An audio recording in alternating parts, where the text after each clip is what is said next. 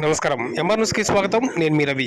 నెల్లూరు జిల్లా కావల్లో శ్రీ శ్రీ గౌరనితన్ రథయాత్ర 9వసారి కావలి పట్టణంలోనే ఈ నెల 23వ తేదీన బృందావన కాలనీలో మధ్యాహ్నం 2 గంటలకు ప్రారంభమవుతుందని, ఈ రథయాత్ర వాయునంద ప్రెస్ రోడ్ల మీదుగా జెండా చెట్టు వీధి మీదుగా వెళ్ళి దొడ్ల మనోహర్ రెడ్డి నారాయణ కళ్యాణ మండపం వరకు కొనసాగుతుందని, భక్తులందరూ ఈ రథయాత్రకు అధిక సంఖ్యలో పాల్గొని కృష్ణ కటాక్షములు పొందాలని కార్యనిర్వాహకులు తెలియజేశారు.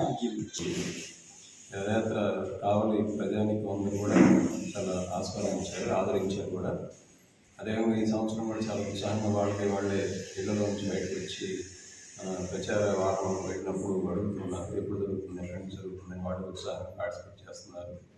అలాగే రథయాత్ర ఈసారి మన బృందావన కాలనీ వద్ద నుంచి ప్రారంభమై డిసెంబర్ 28వ తారీఖు అక్కడి నుంచి trunk road, Udayagiri junction, court centre, Venkateswara theatre, Latha theatre, Krishna rice mill, Vayunandana స్ట్రీట్లు, ట్రంక్ రోడ్డు, అలా దొడ్ల మనోహర్ రెడ్డి నారాయణ కళ్యాణ మండపం వరకు ఈ రథయాత్ర జరుగుతుంది. అలాగే గత నెల రోజులుగా ఈ రథయాత్ర అందరికీ తెలియజేయడం కోసం ఈ కావలిలో ఈ 9వ రథయాత్ర డిసెంబర్ 28 మధ్యాహ్నం 2:30కి స్టార్ట్ అవుతుంది. గత రథయాత్రలో అన్ని దిగ్విజయంగా కావలిలో బాగా పేరు ప్రఖ్యాతులు తీసుకొచ్చింది. ఈ రథయాత్ర సందర్భంగా ప్రతి ఒక్కరూ కావలి పునీతమై ఎంతోమంది వేల మంది భక్తులు వస్తారు.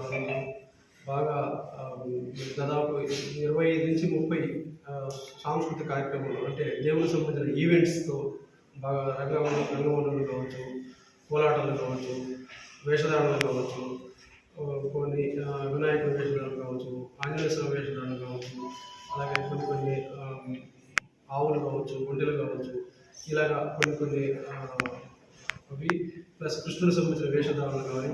అలాగే మహారాష్ట్ర నుంచి ఒక బృందం వస్తుంది. వాళ్ళు 2 ఇయర్స్ నుంచి బాగా చిన్నపిల్లలు దాదాపు 50 మంది దాకా వస్తారు. అదొక ప్రోగ్రాం చాలా బాగుంటుంది. అలాగే ఇంకా ఈ సంవత్సరం కొత్తగా 2-3 ఐటమ్స్ యాడ్ చేశాము. ఇంచుమించు దాదాపు అన్నీ కలిస్తే 30 దాకా మాకు ఈ ఈవెంట్స్ వస్తుంది. ఇంచుమించు 1 కిలోమీటర్ పరిధిలో ఇవే ఉంటుంది. మొత్తం కంప్లీట్గా ఈ 30 సాంస్కృతిక కార్యక్రమాలు 1 కిలోమీటర్ దాకా ఇవే వస్తుంది. సో మాకు అన్ని స్కూల్స్కి, అన్ని కాలేజీలకు వెళ్ళి దాదాపు 500 మంది వాలంటీర్స్ స్వచ్ఛందంగా పనిచేయడానికి సిద్ధంగా ఉన్నారు. అందరూ వెళ్ళి కలిసి మా టీం అంతా ఈ రథయాత్ర కమిటీలో మన మాధవరెడ్డి గారు, రవికుమార్ గారు, అలాగే వెంకటసుబ్బయ్య గారు, అలాగే మన గోపికృష్ణ గారు, మేమందరం నిరంతరం గత ఈ రథయాత్ర అనౌన్స్ అయిన డేట్ నుంచి వర్క్ చేస్తూ ఉన్నాము. టౌన్లో చాలామంది స్వచ్ఛందంగా ఈ ఇస్కాన్ లైఫ్ టైం మెంబర్షిప్ తీసుకోవడానికి వివిధ వర్గాలు, వివిధ హెడ్లు, వివిధ వ్యాపారస్తులు కావచ్చు, వివిధ వర్గాలు ప్రజలు కావచ్చు, మమ్మల్ని వెళ్ళినప్పుడు ఆదరించి మేము కూడా ఇస్కాన్ సభ్యులుగా చేరుతాము, మా ఫండ్ స్వామివారికి కొంత ఉపయోగపడుతుంది, అలాగే మీ ఈవెంట్స్ కూడా ఉపయోగపడుతుందని చెప్పి మేము వెళ్ళినప్పుడు బాగా మాకు అవకాశం ఇచ్చి మమ్మల్ని ప్రోత్సహించి స్వచ్ఛందంగా చాలా మంది చేరుతున్నారు. సో దానికి మేము చాలా ఆనందపడుతున్నాము. అలాగే లాస్ట్ ఇయర్ అయితే 2వ రథయాత్రలో కన్నా ఇంకా మించి కావచ్చు, అంతగా ఈక్వల్ కావచ్చు, బాగా చేయాలని సంకల్పించి చేస్తున్నాము. అటు ప్రచార పరంగా కావచ్చు, వాల్ పోస్టర్ పరంగా కావచ్చు, రేపు ఫ్లెక్సీ పరంగా కావచ్చు. ప్లస్ అలాగే ఆ రోజు భోజన ప్రసాదాలు దాదాపు 10,000 మందికి ఆ రోజు ఉదయం నుంచి సాయంకాలం దాకా వడ్ల మనోహర్ రెడ్డి నారాయణ కళ్యాణ మండపంలో మధ్యాహ్నం సాయంత్రం ఈవినింగ్ కంటిన్యూగా భోజన ప్రసాదం ఉంటుంది. రథయాత్ర వెంబడి కంప్లీట్గా దాదాపు 50,000 ప్రసాదం ప్యాకెట్ కూడా వితరణ జరుగుతుంది ఆ రోజు.